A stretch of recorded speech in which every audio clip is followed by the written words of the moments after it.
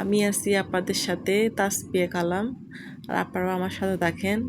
আমি আজকে দেখাবো আপনাদের মমিন। হ্যালো বন্ধুরা, আসসালামু আলাইকুম। আপনারা সবাই কেমন আছেন? আল্লাহর রহমতে আমি খুব বেশি ভালো আছি।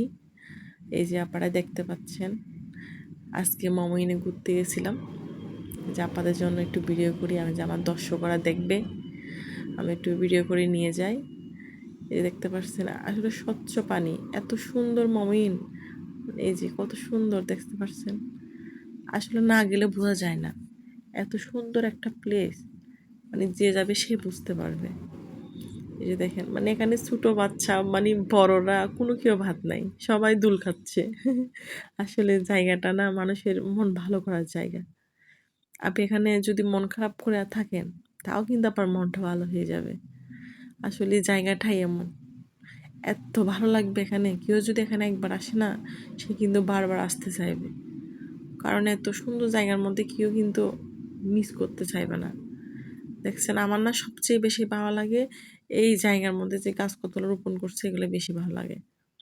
আসলে গাছগুলো এত সুন্দর করে রোপণ করছে, মনে করেন দেখলে মন ভরে যায়। সবুজ গাছ, মানে সবুজ ঘাস, আসলে বাচ্চাদের দোলনা, মানে নাই কি এখানে, সবই আছে। আপনারা চলে আসেন এই যে বগুড়া মমিনে, এসে দেখে যান। আসলে সবার ভালো লাগবে।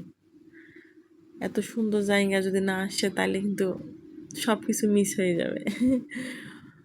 এই জন্য আপনারাও চলে আসুন, এই যে দেখে যান কত সুন্দর একটা জায়গা আছে বগুড়ার মধ্যে। আসলে আমি এই জায়গার মধ্যে আসলে না শুধু জিজ্ঞেস করি, আসলে এটা কে করছে, মানে কার মাধ্যমে করা হয়েছে। কারণ আমার না খুব বেশি ভালো লাগে জায়গাটা, এই জন্য। এই যে দেখতে পাচ্ছেন, এটা কিন্তু দিনের বেলা। আসলে এই যে এখন হচ্ছে রাতের সময়, রাতে মাগরিবের সময় আর কি। রাত্রের বেলার দৃশ্য না আরো বেশি সুন্দর, মানে আরো বেশি মনোরম।